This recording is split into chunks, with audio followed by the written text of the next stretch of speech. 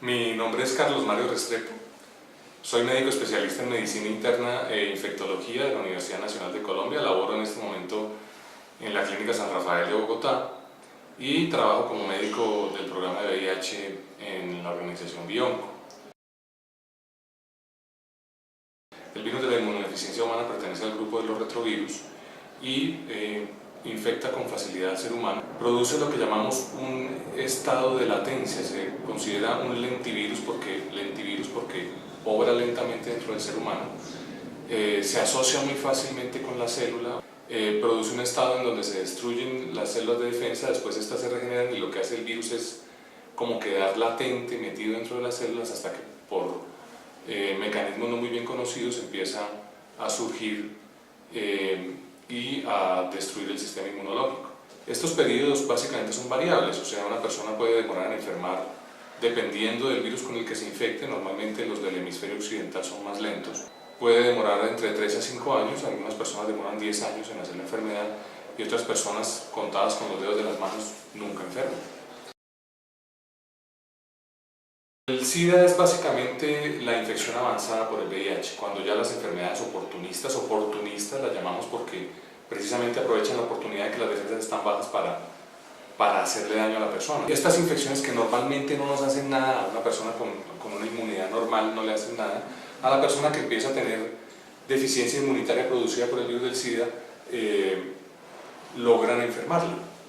Decimos que un paciente tiene SIDA cuando sus células de defensa, que se mencionan con la sigla CD4, están por debajo de 200, así no tenga síntomas, o cuando tiene síntomas de alguna infección oportunista. Las infecciones oportunistas pueden ser producidas por bacterias, pueden ser producidas por virus o pueden ser producidas por hongos. El origen no se sabe muy bien porque el origen viene de los simios, o sea, hay un virus de inmunodeficiencia simiana que es muy similar al VIH, sobre todo al VIH-2. Y es posible que en algún tiempo en las poblaciones, probablemente a principios del siglo XX, hubiera habido un cambio de huésped y el virus se volvió muy efectivo para infectar al ser humano.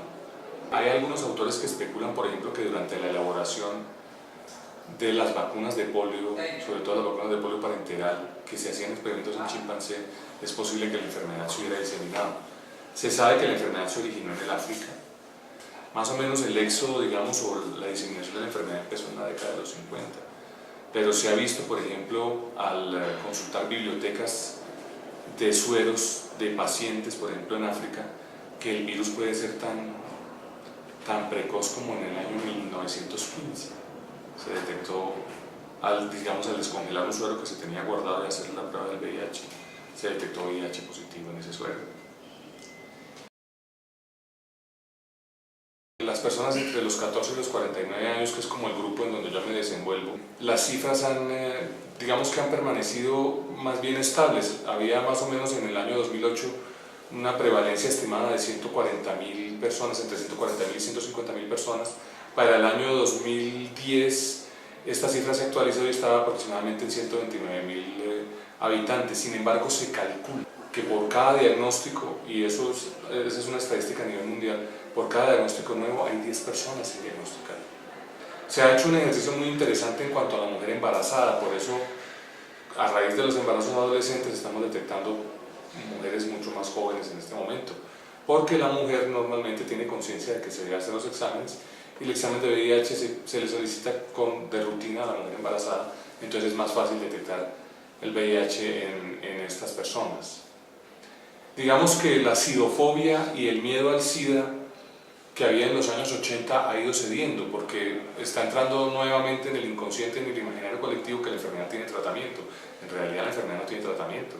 La enfermedad pasó del estatus de una enfermedad esencialmente mortal en la década de los 80 y parte de los 90 a ser una enfermedad crónica que tiene control pero no tiene cura. ¿Sí? O sea, podemos tratar la enfermedad, podemos lograr muy buenas calidades de vida en los pacientes, pero no vamos a curarlo, no vamos a erradicar el virus del SIDA. Las nuevas generaciones probablemente tienen una conciencia, como no vieron la muerte por el SIDA que nosotros vimos en la década de los 80, en la década de los 90, en donde decir SIDA era una sentencia de muerte, o decir estás infectado por el VIH era una sentencia de muerte, no respetaba a nadie, políticos, actores, cantantes de rock, todos vivimos más o menos esa época. Estas nuevas generaciones ya no tienen la conciencia adecuada para eso, o sea, ellos están viendo que la enfermedad, pues el SIDA, sí, o sea, no tiene el impacto que tiene sobre nuestra generación. Nuestros hijos probablemente son más vulnerables porque no existe una conciencia en este momento de eso, una conciencia de la prevención, una conciencia de que la enfermedad existe, de que es una enfermedad crónica y que de todas maneras, pues lo deseable es no tenerla, así exista tratamiento. Los niños probablemente en este momento, precisamente por el tamizaje que se hace en el embarazo, por la vigilancia que se hace del VIH en el embarazo, con el esfuerzo que tenemos hemos logrado que los niños tengan menos incidencia de VIH en este momento. Un punto más delicado es que estamos atendiendo una población de niños que se infectaron hace 20 años, 18 años, 15 años, lo adquirieron por su madre y en este momento probablemente están iniciando una vida sexual siendo pacientes infectados con VIH, probablemente muchos de ellos muy bien controlados con medicamentos, pero como le dicen una de esas poblaciones que no tienen derecho a ejercer su sexualidad, que no tienen derecho a vivir como han vivido sus padres, que no tienen derecho a tener una familia.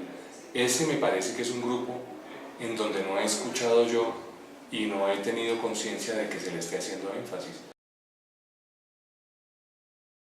Pues las formas de transmisión son básicamente dos, la transmisión sexual y el contacto con secreciones o los accidentes laborales, esa es otra forma de transmisión. La transmisión sexual pues se previene mediante la educación sexual y el uso adecuado del preservativo. Es más fácil que el hombre le transmita la enfermedad a la mujer que la mujer le transmita la enfermedad al hombre. El contacto con secreción de la mujer es mayor y la exposición a secreciones es mayor en la mujer de lo que puede ser en el hombre. Obviamente que hay factores de riesgo. Se ha visto que el no estar circuncidado pues, ha sido considerado como un factor de riesgo. Si hay úlceras en el pene, en la vagina, en los labios, etc., se transmite más fácilmente la enfermedad. Y lo otro, pues los accidentes laborales son más del gremio de la salud, o sea, donde tiene que haber un cuidado adecuado con el manejo de los pacientes, un cuidado adecuado con el contacto con sangre y secreciones del paciente. La otra forma de transmisión es la transmisión que llamamos vertical, la transmisión de la madre al hijo durante el embarazo y el parto.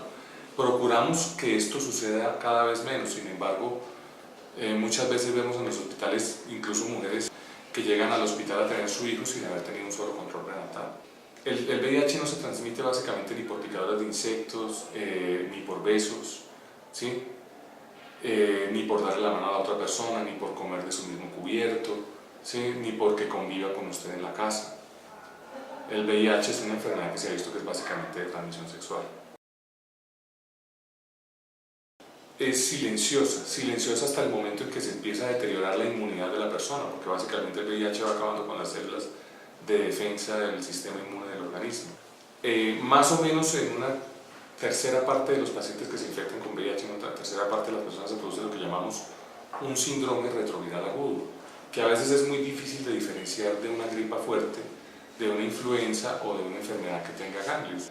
Se produce entre la cuarta y la sexta semana de haber tenido contacto con el virus. Se caracteriza básicamente por fiebre, dolor en las coyunturas, dolor en la garganta, aparición de ganglios en el cuello o en otras zonas del cuerpo. Difícil de diferenciar y puede pasar desapercibido. Puede ser un malestar muy similar a tener una gripa fuerte y ese síndrome retroviral agudo puede pasar desapercibido si la persona no está consciente de que ha tenido un contacto con VIH. Básicamente la persona debe solicitarla, debe ir a su organismo de salud y solicitar la prueba. Por ley estamos obligados a dar una consejería pretest. La consejería pretest básicamente consiste en explicarle a la persona qué es el VIH, en explicarle cómo es la precisión de la prueba. En este momento estamos utilizando la prueba que se llama ensayos inmunoenzimáticos, habitualmente se conocen como ELISA. El ensayo inmunoenzimático es una prueba bastante precisa, básicamente tiene una precisión del 99%. Quiere decir que es capaz de diagnosticar en el 99% de los casos la enfermedad está presente, ¿sí? Y si sale negativo es muy poco probable que la persona tenga la enfermedad. Es una prueba muy precisa, la persona debe ser instruida diciéndole que si la prueba le sale positiva hay que repetir nuevamente la prueba, que si esa segunda prueba le sale positiva hay que hacer lo que llamamos una prueba confirmatoria. Se hace básicamente determinando ciertas proteínas del virus, básicamente 7 u 8 proteínas de diferentes, digamos, diferentes productos de los genes del virus. Por ejemplo, las que llamamos enfermedades autoinmunes, en donde el propio organismo, las defensas del propio organismo se vuelven contra la persona, enfermedades raras como la artritis reumatoidea, el lupus eritematoso sistémico, que entran dentro de las enfermedades autoinmunes, pueden producir falsos negativos en la prueba de ELISA. En estos casos lo aconsejable es volver a repetir el Western blot posteriormente, porque el Western blot, digamos que es una prueba confirmatoria, está, digamos, diciendo aquí está el VIH porque aquí están las proteínas del virus. Este virus normalmente, digamos, al reproducirse no queda los ácidos nucleicos, el RNA no queda ensamblado de forma adecuada, entonces van saliendo variantes del virus que, digamos, confieren que el virus cambie como de abrigo, ¿sí? con cada vez que se reproduce. Entonces tenemos muchas variantes del virus que probablemente todas las vacunas no sean capaces de cubrir. En general hay que estimar cómo está el nivel del virus en la sangre, que es lo que llamamos la carga viral. La carga viral, digamos, que cuantifica el ácido nucleico del virus, que se llama RNA. Y lo otro es estimar cómo están las defensas de la persona. Para eso se hace un recuento de linfocitos totales, un recuento de lo que llamamos los linfocitos supresores. Después de hacer, digamos, ese estimativo global de la salud del paciente, y sobre todo con base en cómo están las defensas, en cómo está el virus en la sangre, cómo está la carga viral de las defensas, podemos, con base en eso, decidir si el paciente inicia tratamiento. En este momento disponemos aproximadamente 25 medicamentos antirretrovirales divididos en 4 familias. Estos medicamentos antirretrovirales son bastante seguros para utilizar en el paciente, cada vez son menos tóxicos, cada vez están más disponibles. Y si el paciente es adherente al tratamiento, si no tiene problemas con los medicamentos, si los efectos secundarios no superan lo que el paciente pueda tolerar, pues normalmente el paciente debe seguir el medicamento de por vida. En general, medidas de vida sana, de prevención, o sea, que se alimente bien, que haga ejercicio, que lleve una vida normal en general, o sea, medidas de vida sana, las mismas medidas de prevención que se le pueden recomendar a cualquier persona. Buena alimentación, ejercicio, disminuir el consumo de alcohol, disminuir el consumo de cigarrillo, en lo posible no consumir alucinógenos, no consumir drogas recreativas, etc.